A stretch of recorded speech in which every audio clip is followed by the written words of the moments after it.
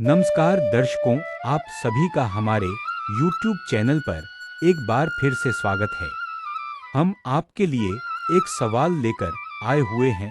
सवाल यह है कि क्या ब्राह्मण ही कथा करने का अधिकारी है या नहीं। आइए जानते हैं कुछ सोशल मीडिया न्यूज। जावा में जो कुछ हुआ है बहुत गलत हुआ है। दोनों ही पक्ष उसमें हमारी दृष्टि से समान रूप से दोषी हैं, लेकिन उस घटना के हो जाने के बाद जिस तरह से उसका राजनीतिक उपयोग किया जा रहा है, हम समझते हैं वो और भी गलत है। इसलिए दो लोग पहले दोषी थे, अब ये तीसरे जो हैं वो भी दोषी हैं, ऐसा हमारा मानना है। हाँ ठीक है, किस बात का सम्मान? वो लोग अपनी जाति छुपा करके वहां गए, ऐसा वहां के लोग कह रहे हैं। तो जाति को छुपा करके जाना धोखा देना है। तो जब धोखा देना है तो धोखा देने वाले को सम्मान करने का कैसे बनता है? आप उनको सांत्वना दे सकते हैं कि भाई आपके साथ मारपीट हुई, ठीक नहीं है, लेकिन सम्मान अलग वस्तु होती है। तो इसलिए मारपीट नहीं करना चाहिए था। जिन लोगों ने मारपीट की बिल्कुल गलत किया उन्होंने। इसलिए जिनको मारा गया उनके प्रति किसी की भी सहानुभूति हो सकती है। अगर अखिलेश यादव को सहानुभूति है, हमें भी है, तो इसलिए हम उसको गलत नहीं कहेंगे, लेकिन उनका शाल उड़ा करके सम्मान करना ये हम समझते हैं कि उचित नहीं है। ये ज्यादा है, क्योंकि उन्होंने भी दोष किया है, गलती उनकी भी है। उनको अपनी जाति नहीं छुपाना चाहिए था। किसी भी जाति में, सनातन धर्म की जितनी भी जातियां हैं, किसी भी जाति में जन्म लेना गौरव की बात है। क्यों? क्योंकि सीधे भगवान के द्वारा 4 वर्ण जो बनाए गए हैं वो सीधे भगवान की रचना है, उन्हीं के अंगों से उनकी कल्पना की गई है। इसलिए हम जब एक ही परमात्मा के अंग हैं तो हमको इस बात का गौरव होना चाहिए। हाँ? नहीं, ऐसा है कि कथा तो भगवान की सबके लिए है, किसी के लिए नहीं, ऐसा नहीं। भगवान भी सबके लिए हैं। हर व्यक्ति अपने अपने घर में भगवान को बुलाता है, सबके घर में भगवान आते हैं। देखिए, जिसके घर में सोने का सिंहासन है ना, वो भी भगवान को बुलाता है, भगवान उसके घर में भी आते हैं। और जिसके घर में जगह ही नहीं है, दीवार में आला लगा करके उसी के आले में ला करके बैठा देता है, तो अनंत ब्रह्मांड नायक भगवान उसी आले में आके बैठ जाते हैं। इसलिए भगवान की तो कोई बात नहीं है। तो भगवान सबके हैं। भगवान की कथा कहने का, सुनने का सबको अधिकार है, लेकिन हमारे यहाँ कुछ मर्यादाएं भी बनाई गई हैं।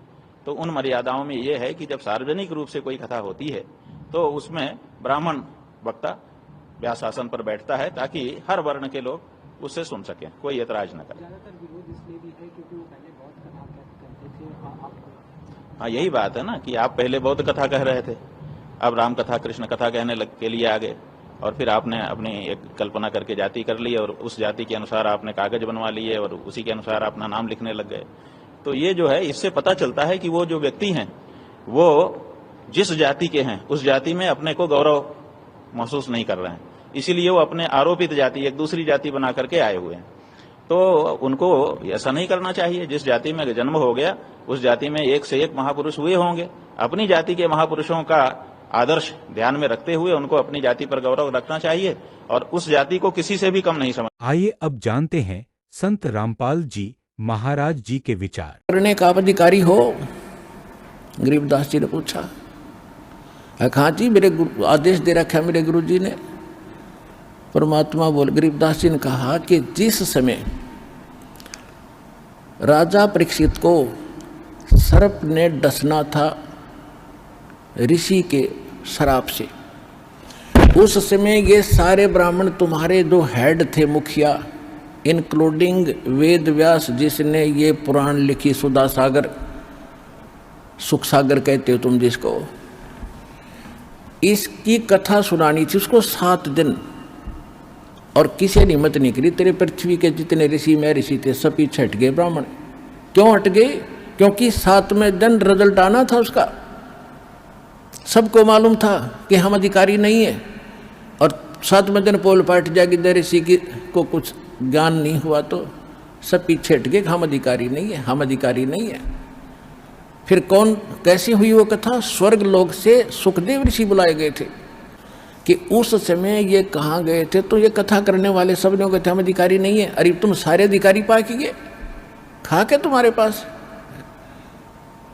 तो उसी समय शांत हो गया वो ब्राह्मण था, क्योंकि भगवान के लिए तड़फ रहा था कि महाराज बिल्कुल सच्ची बात कही आपने।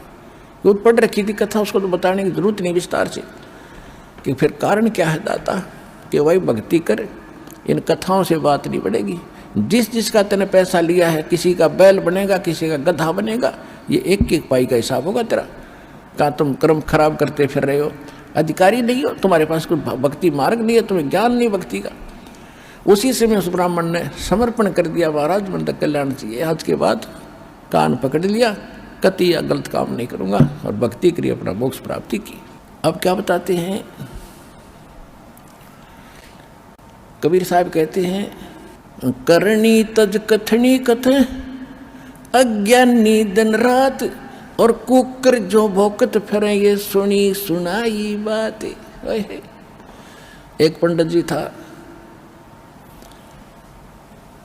वो क्या कर रहा था कि मैं प्रतिदिन रामायण का पाठ किया करता, कुछ पृष्ठ अपने ही घर पे डेली, उसने जैसे हम नित्यनेम करते हैं, ठीक है। एक दिन उसको किसी कामवश किसी शहर में जाना पड़ गया, और अपने गांव से कुछ दूरी पर दूसरे गांव में स्टेशन था, वहाँ पहुँच गया, और उसके साथ एक उसके गांव का और व्यक्ति था। अब जिस स्टेशन पर वो पहुँचा तो गाड़ी रुकी, गाड़ी में ब्राह्मण और उसका साथी चढ़ गए, डब्बा खचाखच भरा था, खड़े थे लोग, कुछ बैठे थे, कुछ गाड़ी चल पड़ी। कुछ देर के बाद ब्राह्मण ने सीट पर बैठे व्यक्तियों से कहा कि मुझे थोड़ा स्थान दे दो। उन्होंने पूछा कि क्या आप बीमार हो कि नहीं। प्रतिदिन मैं पाठ किया करता था, और आज मैं पाठ करने का समय नहीं मिला, मुझे शीघ्र आना पड़ गया, अब मैं यहाँ बैठकर पाठ करना चाहता हूँ रामायण का। तो धार्मिक लोग होते थे ज़्यादा, उन्होंने कहा भी बहुत अच्छी बात है पंडित जी, आप यहाँ बैठो और हमें भी सुनाना, हम भी सुनेंगे। उनको पूरी सीट दे दी रेल की, ट्रेन की, और नीचे कपड़ा बिछा दिया पंडित जी के, अब सुनाओ। अब वो कथा सुनाने लगा, प्यारा प्यारा। उस दिन प्रकरण क्या आ रहा था, भरत का चरित्र, और उसमें सुनाया गया था, उसमें लिखा गया था कि भाई हो तो ऐसा हो, भरत जैसा हो, भाई हो तो ऐसा हो, भरत जैसा हो। भाई के राज्य को स्वीकार नहीं किया, जमीन में 6 इंच गड्ढा खोद कर नीचे रहता था, सोता था, और राज की उसके स्थान पर खड़ाऊ रख दी थी गद्दी पर भगवान राम की। रामचंद्र जी आए, उसका राज सौंप दिया था, भाई हो तो ऐसा। सब ने ताड़ी पीटी, वाह पंडित जी, वाह पंडित जी, बड़ी कथा सुनाई। एक भक्त वहाँ बैठा था, कोई व्यक्ति बैठा था, उसने कथा करवानी थी और कल से प्रारंभ करानी थी, उसने को पंडित जी नहीं मिल रहा था। उसने कहा कि पंडित जी बड़ा भाग्योदय हुआ मेरा, मैं तो ब्राह्मण ढूंढ रहा था, और कल से हमने कथा शुरू करानी है, हमने सब जगह न्योता दे रखा है, और स्वामी जी आप कथा पर चलो, हमारी कथा कर दो। बोला कल नहीं आ सकता, कल नहीं आ सकता।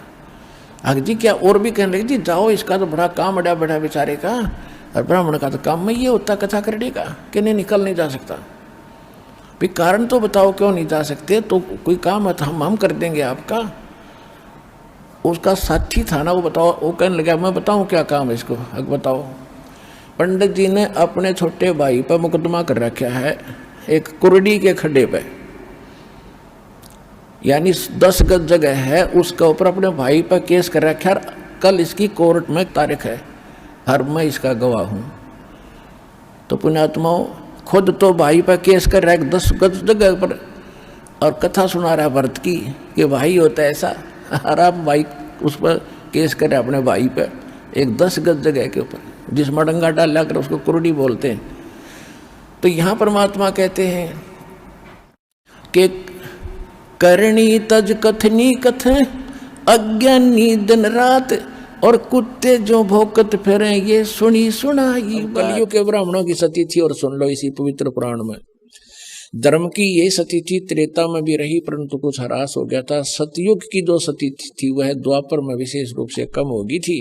राजन, उन प्राचीन युगों में यानी सतयुग, त्रेता, द्वापर में जो राक्षस समझे जाते थे वे कली में ब्राह्मण माने जाते हैं, कलयुग में, क्योंकि अब के ब्राह्मण प्राय पाखंड करने में तत्पर रहते हैं, दूसरों को ठगना, झूठ बोलना और वैदिक धर्म कर्म से अलग रहना कलयुगी ब्राह्मणों का स्वाभाविक गुण बन गया है। पुण्यात्माओं, परमेश्वर ने 600 वर्ष पहले कहा था वेद पढ़े पर भेद न जाने, ये बाँचे पुराण 18। और पत्थर को ये पत्ते खुआवे, भूल गए सिरजनहारा। वेद पढ़े भेद नहीं जाने, अरे ये बाँचे पुराण 18। और क्या कहेगा पता नहीं, पुराणों में क्या लिखा हुआ है।